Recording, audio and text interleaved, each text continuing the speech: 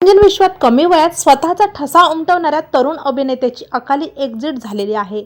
पाहुयात संपूर्ण बातमी। तत्पूर्वी आपण जर तारांगण या यूट्यूब चॅनलला सबस्क्राईब केलं नसेल तर नक्की सबस्क्राईब करा। MTV स्प्लिट्सविला सीझन 7 मधील सर्वात लोकप्रिय स्पर्धकांपैकी एक स्पर्धक म्हणजे मयंक पवार यांचं वयाच्या 37व्या वर्षी निधन झालेलं आहे। त्यांच्या अचानक निधनाने चाहत्यांना मोठा धक्का बसला। अभिनेता मयंक पवार हा त्यांच्या व्यावसायिक आयुष्यात यशस्वी झाला होता। त्यांनी अनेक शोमध्ये काम केले, तसेच त्यांचा चाहता वर्ग मोठा होता। तसेच ते मिस्टर इंडियाचा किताब देखील जिंकले होते। फिटनेस जगतातही त्यांचा दबदबा होता।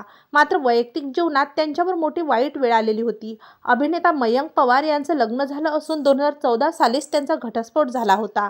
पत्नीपासून विभक्त झाल्यावर मयंक हे निराशेच्या गर्तेत हरवले।